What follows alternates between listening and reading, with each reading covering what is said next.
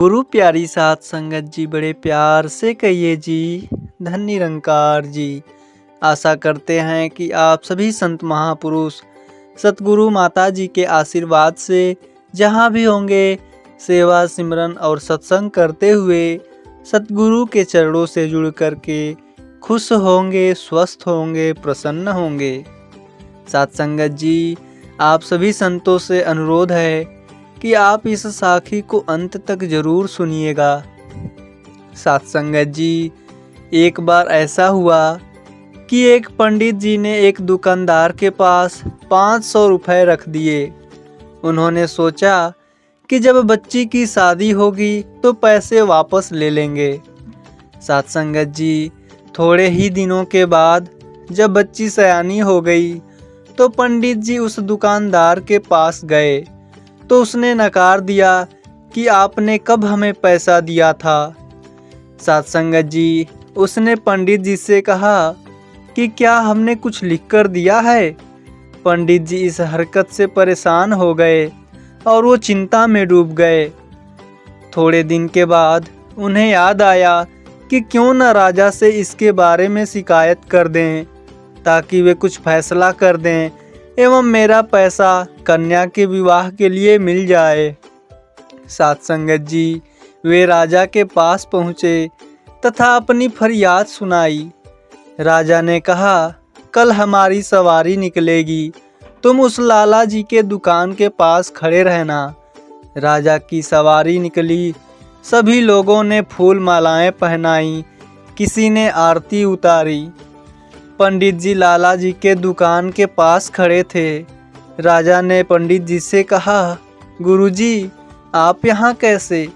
आप तो हमारे गुरु हैं, आइए इस बग्घी में बैठ जाइए। साथ संगत जी, लाला जी यह सब देख रहे थे। उन्होंने आरती उतारी, सवारी आगे बढ़ गई। थोड़ी दूर चलने के बाद राजा ने पंडित जी को उतार दिया और कहा कि पंडित जी, हमने अपना काम कर दिया, अब आगे आपका भाग्य। साथ संगत जी, उधर लाला जी यह सब देखकर हैरान थे कि पंडित जी को तो राजा से अच्छी साठगांठ है, कहीं वे हमारा कबाड़ा न करवा दें। लाला जी ने अपने मुनीम को पंडित जी को ढूंढ कर लाने के लिए कहा। पंडित जी एक पेड़ के नीचे बैठकर कुछ विचार कर रहे थे। मुनीम जी आदर के साथ उन्हें अपने साथ ले गए। लाला जी ने प्रणाम किया और बोले, पंडित जी, हमने काफ़ी मेहनत किया और पुराने खाते को देखा तो पाया कि हमारे खाते में आपका 500 रुपये जमा है। पंडित जी, पूरे ब्याज के 12,000 रुपये हो गए। पंडित जी, आपकी बेटी हमारी बेटी है, अतः 1,000 रुपये आप हमारी तरफ से ले जाइए तथा उस लड़की की शादी में लगा दीजिएगा। इस प्रकार लाला जी ने पंडित जी को 13,000 रुपये देकर प्रेम के साथ विदा किया।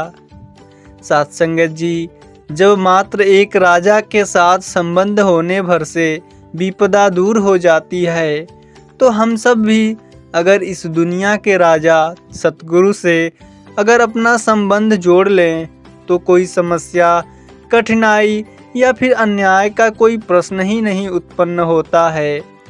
आपकी हमारी जान पहचान किससे है? आपकी हमारी जान पहचान सतगुरु से है, तो फिर डरने की क्या बात है जब सतगुरु हमारे साथ है। साथ संगत जी, एक बार एक पुत्र अपने पिताजी से रूठकर घर छोड़कर दूर चला गया और फिर इधर उधर यूं ही भटकता रहा। दिन बीते, महीने बीते, साल बीत गए। एक दिन वो बीमार पड़ गया।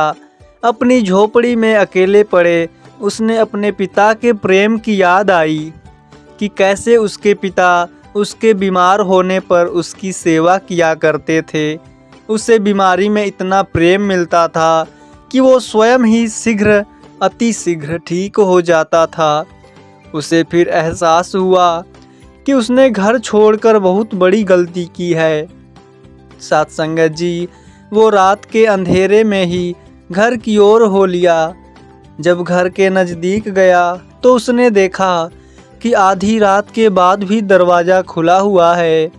अनहोनी के डर से वो तुरंत भागकर अंदर गया तो उसने पाया कि वही आंगन में उसके पिता लेटे हुए हैं।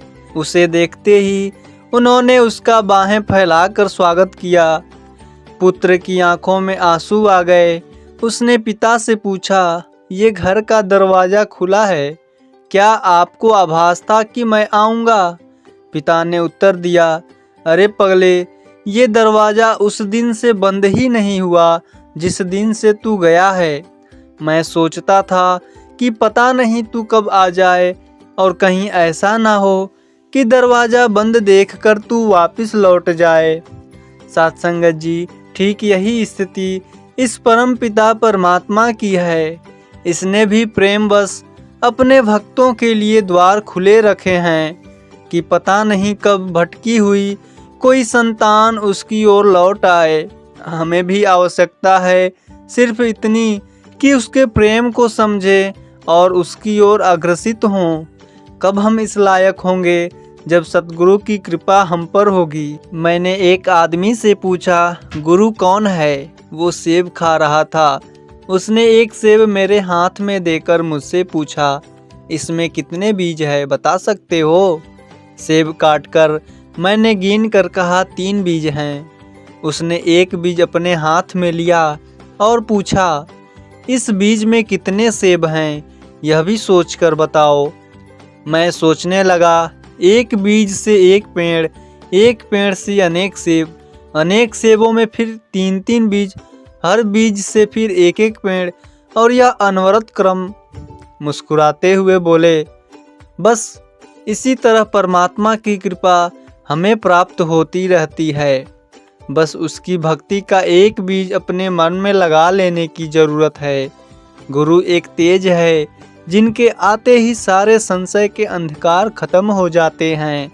गुरु वो मृदंग है जिसके बजते ही अनाहद अनाद सुनाने शुरू हो जाते हैं। गुरु वो दीक्षा है जो सही मायने में मिलती है तो भव सागर पार हो जाते हैं। गुरु वो सच्चित आनंद है जो हमें हमारी पहचान देता है। गुरु वो बांसुरी है जिसके बजते ही अंग अंग थिरकने लगते हैं। गुरु वो कृपा है जो सिर्फ कुछ सद शिष्यों को विशेष रूप में मिलती है और कुछ पाकर भी समझ नहीं पाते। गुरु वो खजाना है जो अनमोल है।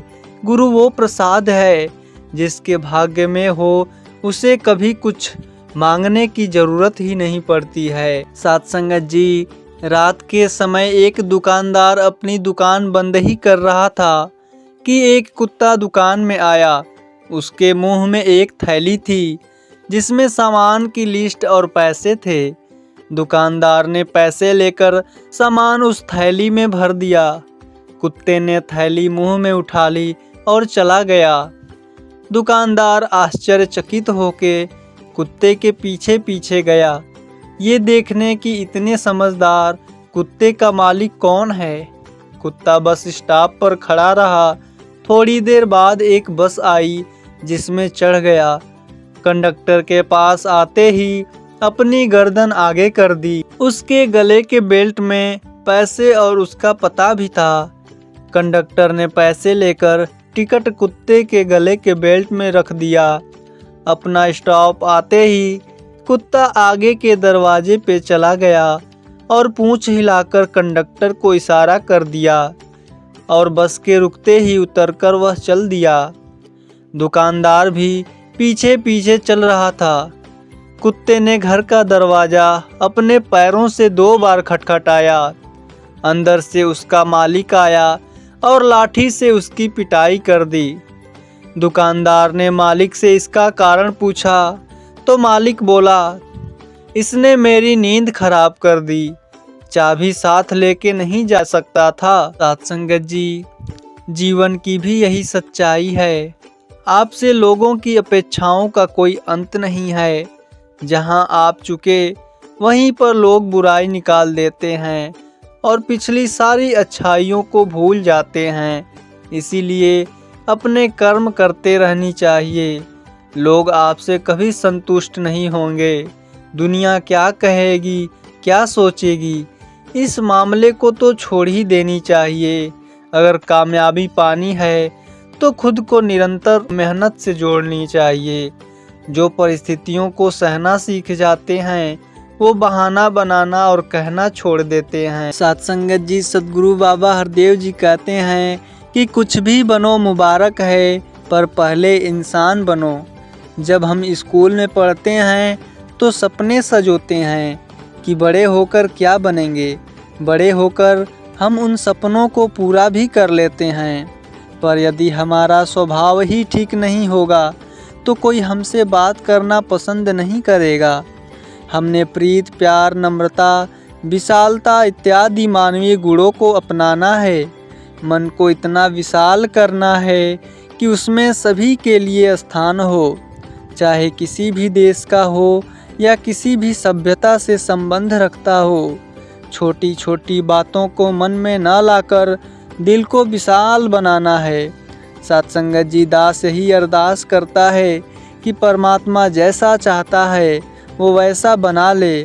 एक दिन मैंने ईश्वर से कहा, हे ईश्वर, मैं जिसको भी चाहता हूँ वो मुझसे रूठ जाता है, जिसको भी अपना समझता हूँ वो मुझसे दूर चला जाता है।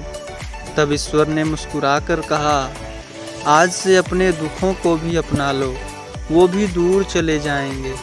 पिता कितना प्यार करता है वो बच्चों को जताता नहीं, बच्चों के लिए करता है मेहनत मजदूरी, कभी शर्माता नहीं। जिम्मेदारियों का कितना बोझ है वो कभी घर पर बताता नहीं। पिता के लिए कोई शब्द ही नहीं है, इसीलिए कोई लिख पाता नहीं। वो ही करता है और वो ही करवाता है, बंदे तू क्यों इतराता है। एक सांस भी नहीं है तेरे बस की, वो ही सुलाता है और वो ही जगाता है।